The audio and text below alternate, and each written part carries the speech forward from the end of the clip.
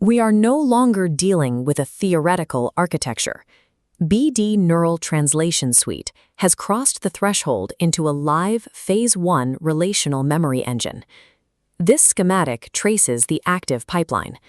Raw data enters the splitter, is structured into discrete units called hyperhunks, passes through the emitter for comparison, gets scored inside the bootstrap nucleus, and finally settles into the cold artifact graph as stored relations. The foundational unit driving this entire system is the hyperhunk. We have entirely abandoned the concept of a standard data chunk. A standard text chunk is a static object. A hyperhunk is an active, multi-dimensional participant within the graph.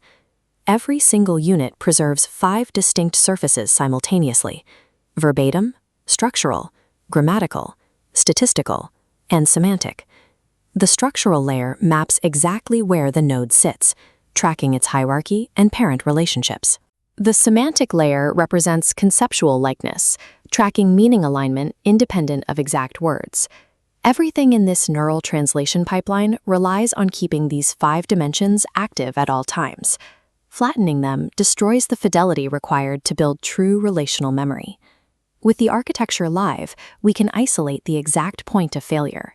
The system struggles to connect distant nodes. To be clear, the problem is not a lack of semantic signal. Wide-window probes have already swept the entire document corpus, and the long-range signal is definitively present. The active bottleneck is strictly mechanical. How do we cheaply recover structurally plausible distant candidates and properly convert them into durable edges? This visualization shows the exact failure point.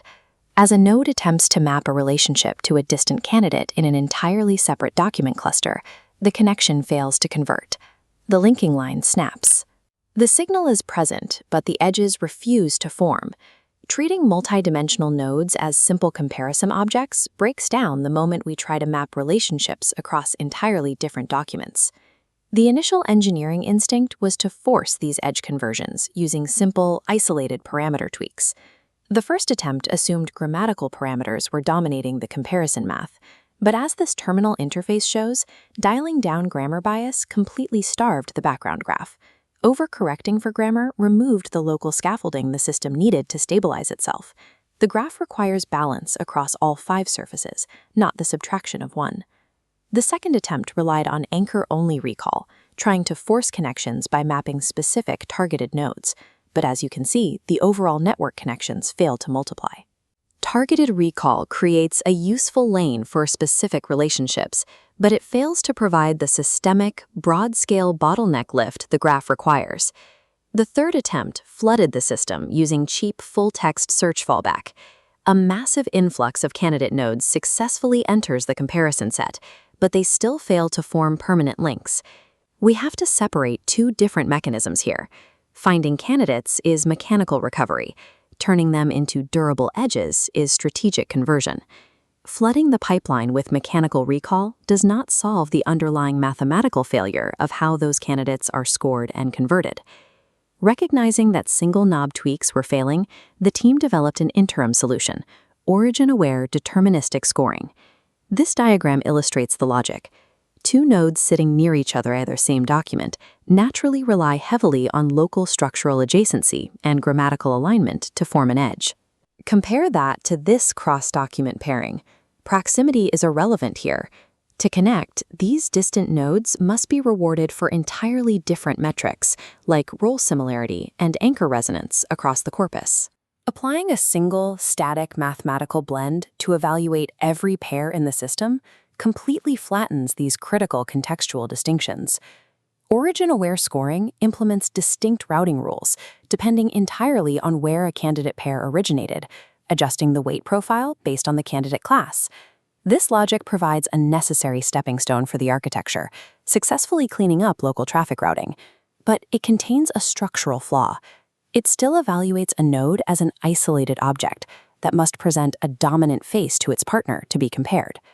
Origin-aware scoring improves the local graph, but it fails to clear the long-range conversion bottleneck because it rests on an inaccurate geometric model of how nodes actually interact. Look at this outdated flat model. The system tries to compare two isolated nodes strictly by measuring the raw, static sum of their 5 surfaces against each other. As the model evolved, engineers began treating the nodes like three-dimensional wheels. The assumption was that a node physically rotates, turning its heaviest or most relevant side toward a specific relation. That wheel visualization is a translation artifact. It implies relation is a geometry problem requiring movement. The core correction is this: the node never actually rotates to meet a relation. We must evaluate the system through the model of lattice salience. Watch as the camera pulls back. A node is never isolated. It already exists suspended in a massive web of simultaneous relational tensions, anchored by parent structures, sibling dependencies, and reference ties. When a context query enters the web, the node remains completely stationary.